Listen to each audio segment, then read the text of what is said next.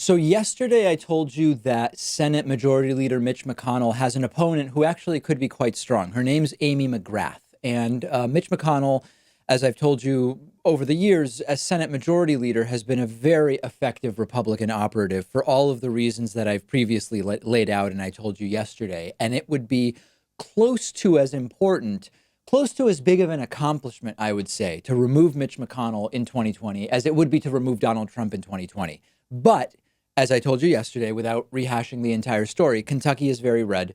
There are real obstacles for Amy McGrath, who's a former Marine fighter pilot. But there's at least some good news early that gives us some sense of hope and at least the idea that this is a race that is worth investing time and money into. Amy McGrath has raised more than $2.5 million in the first 24 hours running against Mitch. And if you thought that Lindsey Graham's opponent, Jamie Harrison, was doing well by raising $1.5 million in general against Lindsey Graham, Amy McGrath has raised $2.5 million in 24 hours. And the McGrath campaign is claiming, and at least for now, I haven't been able to find conflicting information. The McGrath campaign claims that $2.5 million in the first 24 hours is a record for the first 24 hours of any Senate campaign period, which sort of sounds like a big claim.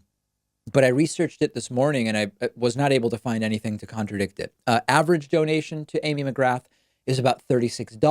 The $2.5 million does not include money that was sent in via checks written during the first 24 hours, but which will, of course, not be received for another couple of days.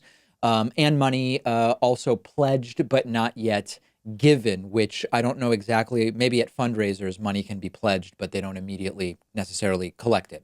I don't know where this started, but I like the sound of when you do the math, you choose McGrath. I think that that's a nice little slogan for her. Also, an anti-Mitch McConnell slogan would be something like, let's put a hurdle in front of the turtle, which is absolutely fantastic. And maybe Amy McGrath will be the person to do that. It's the candidate who served her country against the guy who only ever serves himself. I saw that one on Reddit somewhere. Now, once again, managing expectations. I told you yesterday, this will be tough. Kentucky is very red. Just because lots of Kentucky Republicans don't like Mitch McConnell, and many of them don't, that doesn't mean that they're going to go out and vote for a Democrat in November of 2020. Many would prefer a different Republican, but in the end will either vote for Mitch McConnell over a Democrat or simply not vote at all. But there is a chance here. In 2008, McConnell won by just 6 points.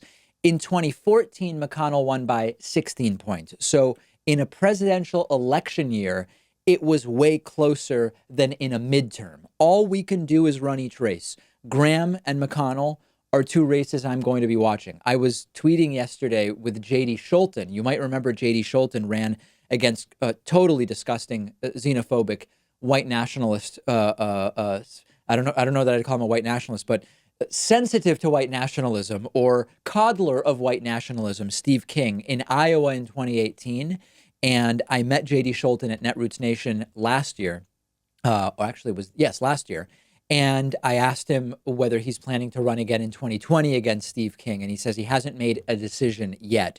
That would be a really great race as well. So things are getting going. I'll be telling you about interesting races as I see them.